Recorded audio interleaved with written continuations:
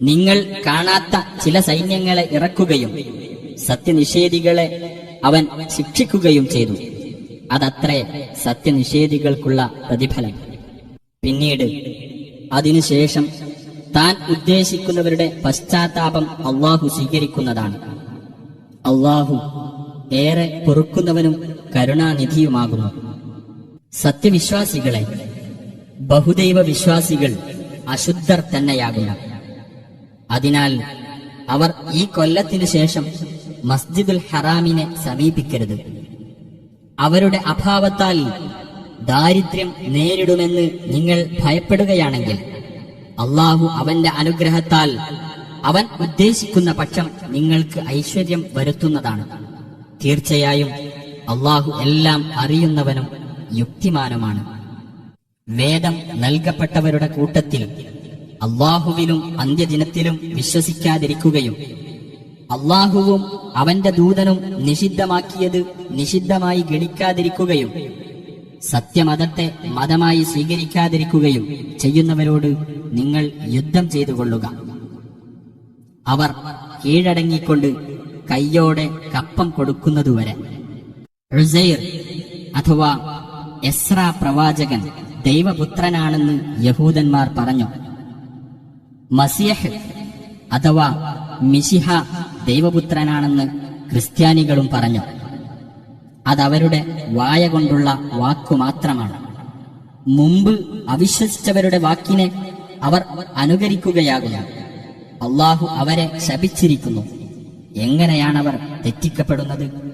അവരുടെ പണ്ഡിതന്മാരെയും പുരോഹിതന്മാരെയും മറിയമിന്റെ മകനായ മസിയഹിനെയും അള്ളാഹുവിന് പുറമെ അവർ രക്ഷിതാക്കളായി സ്വീകരിച്ചു. എന്നാൽ ഏകദൈവത്തെ ആരാധിക്കാൻ മാത്രമായിരുന്നു അവർ കൽപ്പിക്കപ്പെട്ടിരുന്നത്. അവനല്ലാതെ യാതൊരു ദൈവവുമില്ല. അവർ പങ്കുചേർക്കുന്നതിൽ നിന്ന് അവൻ എത്രയോ പരിശുദ്ധൻ. അവരുടെ വായ കൊണ്ട് അള്ളാഹുവിന്റെ പ്രകാശം കെടുത്തിക്കളയാമെന്ന് അവർ ആഗ്രഹിക്കുന്നു. അള്ളാഹുവാകട്ടെ തന്റെ പ്രകാശം പൂർണ്ണമാക്കാതെ സമ്മതിക്കുകയില്ല. സത്യനിഷേധികൾക്ക് അത് അനിഷ്ടകരമായാലും അവനാണ് സന്മാർഗവും സത്യമതവുമായി തന്റെ ദൂതനെ അയച്ചവൻ. എല്ലാ മതത്തെയും അത് അതിജയിക്കുന്നതാക്കാൻ വേണ്ടി ബഹുദൈവ വിശ്വാസികൾക്ക് അത് അനിഷ്ടകരമായാലും. സത്യവിശ്വാസികളെ, പണ്ഡിതന്മാരിലും പുരോഹിതന്മാരിലും പെട്ട ധാരാളം പേർ ജനങ്ങളുടെ ധനം അന്യായമായി തിന്നുകയും അള്ളാഹുവിന്റെ മാർഗത്തിൽ നിന്ന് അവരെ തടയുകയും ചെയ്യുന്നു. സ്വർണവും വെള്ളിയും നിക്ഷേപമാക്കി വെക്കുകയും അള്ളാഹുവിന്റെ മാർഗത്തിൽ അത് ചെലവഴിക്കാതിരിക്കുകയും ചെയ്യുന്നവരാരോ അവർക്ക് വേദനയേറിയ ശിക്ഷയെപ്പറ്റി സന്തോഷവാർത്ത അറിയിക്കുക. നരകാഗ്നിയിൽ വെച്ച് അവ ചുട്ടുപഴുപ്പിക്കപ്പെടുകയും എന്നിട്ടതുകൊണ്ട് അവരുടെ നെറ്റികളിലും പാർശ്വങ്ങളിലും മുതുകുകളിലും ചൂടുവെക്കപ്പെടുകയും ചെയ്യുന്ന ദിവസം അവരോട് പറയപ്പെടും, നിങ്ങൾ നിങ്ങൾക്കു വേണ്ടി തന്നെ നിക്ഷേപിച്ചു വെച്ചതാണിത്. അതിനാൽ നിങ്ങൾ നിക്ഷേപിച്ചു വെച്ചിരുന്നത് നിങ്ങൾ ആസ്വദിച്ചുകൊള്ളുക. ആകാശങ്ങളും ഭൂമിയും സൃഷ്ടിച്ച ദിവസം അള്ളാഹു രേഖപ്പെടുത്തിയതനുസരിച്ച് അള്ളാഹുവിന്റെ അടുക്കൽ മാസങ്ങളുടെ എണ്ണം 12 ആകുന്നു. അവയിൽ 4 യുദ്ധം വിലക്കപ്പെട്ട മാസങ്ങളാകുന്നു. അതാണ് വക്രതയില്ലാത്ത മതം. അതിനാൽ ആ 4 മാസങ്ങളിൽ നിങ്ങൾ നിങ്ങളോട് തന്നെ അക്രമം പ്രവർത്തിക്കരുത്. ബഹുദൈവ വിശ്വാസികൾ നിങ്ങളോട് ആകമാനം യുദ്ധം ചെയ്യുന്നതുപോലെ നിങ്ങൾ അവരോടും ആകമാനം യുദ്ധം ചെയ്യുക. അള്ളാഹു സൂക്ഷ്മത പാലിക്കുന്നവരുടെ കൂടെയാണെന്ന് നിങ്ങൾ മനസ്സിലാക്കുകയും ചെയ്യുക. വിലക്കപ്പെട്ട മാസം പുറകോട്ട് മാറ്റുക എന്നത് സത്യനിഷേധത്തിന്റെ വർധനവ് തന്നെയാകുന്നു.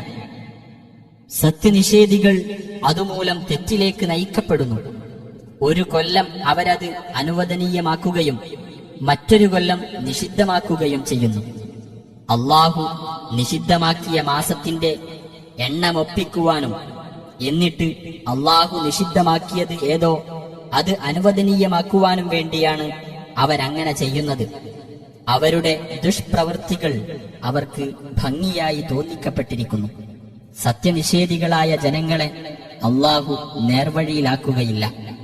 സത്യവിശ്വാസികളെ, നിങ്ങൾക്കെന്തു പറ്റി? അള്ളാഹുവിന്റെ മാർഗത്തിൽ ധർമ്മസമരത്തിന് നിങ്ങൾ ഇറങ്ങി പുറപ്പെട്ടുകൊള്ളുക എന്ന് നിങ്ങളോട് പറയപ്പെട്ടാൽ നിങ്ങൾ ഭൂമിയിലേക്ക് തൂങ്ങിക്കളയുന്നു.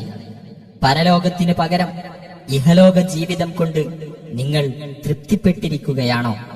എന്നാൽ പരലോകത്തിന്റെ മുമ്പിൽ ഇഹലോകത്തിലെ സുഖാനുഭവം തുച്ഛം മാത്രമാകുന്നു.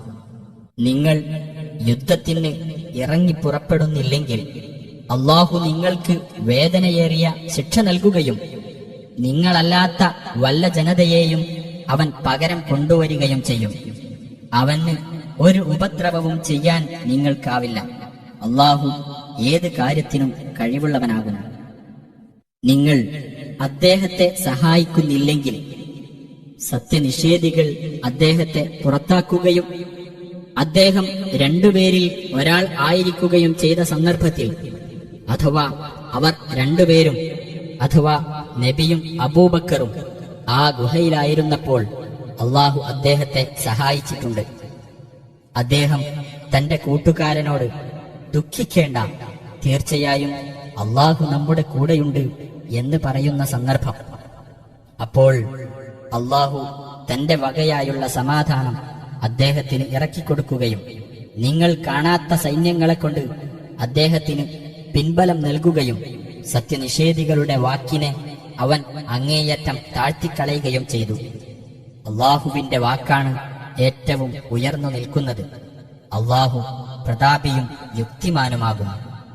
നിങ്ങൾ സൗകര്യമുള്ളവരാണെങ്കിലും ഞെരുക്കമുള്ളവരാണെങ്കിലും ധർമ്മസമരത്തിന് ഇറങ്ങി പുറപ്പെട്ടുകൊള്ളുക. നിങ്ങളുടെ സ്വത്തുക്കൾ കൊണ്ടും ശരീരങ്ങൾ കൊണ്ടും അള്ളാഹുവിന്റെ മാർഗത്തിൽ നിങ്ങൾ സമരം ചെയ്യുക.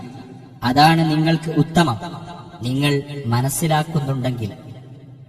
അടുത്തുതന്നെയുള്ള ഒരു നേട്ടവും വിഷമകരമല്ലാത്ത യാത്രയുമായിരുന്നുവെങ്കിൽ അവർ നിന്നെ പിന്തുടരുമായിരുന്നു. പക്ഷേ വിഷമകരമായ ഒരു യാത്രാലക്ഷ്യം അവർക്ക് വിദൂരമായി തോന്നിയിരിക്കുന്നു. ഞങ്ങൾക്ക് സാധിച്ചിരുന്നെങ്കിൽ ഞങ്ങൾ നിങ്ങളുടെ കൂടെ പുറപ്പെടുമായിരുന്നു എന്ന് അവർ അള്ളാഹുവിന്റെ പേരിൽ സത്യം ചെയ്ത് പറഞ്ഞേക്കും. അവർ അവർക്കു തന്നെ നാശമുണ്ടാക്കുകയാകുന്നു. തീർച്ചയായും അവർ കള്ളം പറയുന്നവരാണെന്ന് അള്ളാഹുവിനറിയാം. നബിയെ, നിനക്ക് അള്ളാഹു മാപ്പ് നൽകിയിരിക്കുന്നു. സത്യം പറഞ്ഞവർ ആരെന്ന് നിനക്ക് വ്യക്തമായി ബോധ്യപ്പെടുകയും കള്ളം പറയുന്നവരെ നിനക്ക് തിരിച്ചറിയുകയും ചെയ്യുന്നതുവരെ നീ എന്തിനാണ് അവർക്ക് അനുവാദം നൽകിയത്?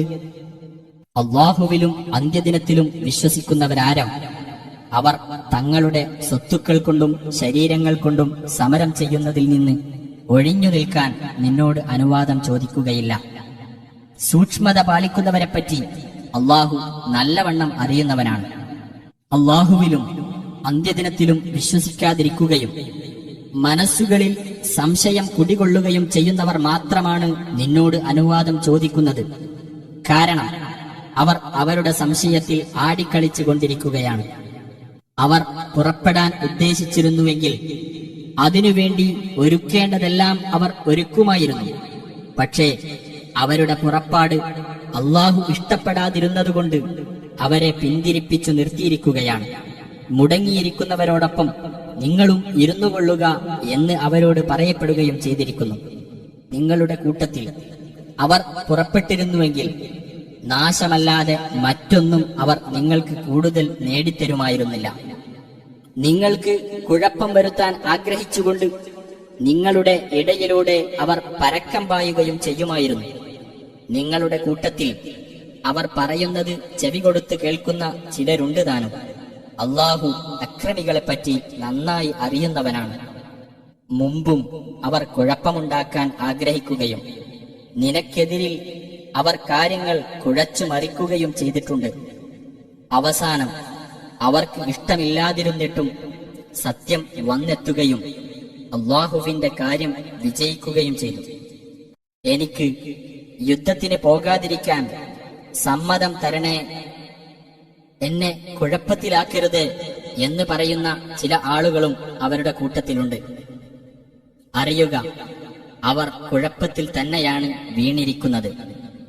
തീർച്ചയായും നരകം സത്യനിഷേധികളെ വലയം ചെയ്യുന്നതാകുന്നു. നിനക്ക് വല്ല നന്മയും വന്നെത്തുന്ന പക്ഷം അതവരെ ദുഃഖിതരാക്കുകയും നിനക്ക് വല്ല ആപത്തും വന്നെത്തുന്ന പക്ഷം ഞങ്ങൾ ഞങ്ങളുടെ കാര്യം മുമ്പ് തന്നെ സൂക്ഷിച്ചിട്ടുണ്ട് എന്ന് അവർ പറയുകയും ആഹ്ലാദിച്ചുകൊണ്ട് അവർ പിന്തിരിഞ്ഞു പോകുകയും ചെയ്യും.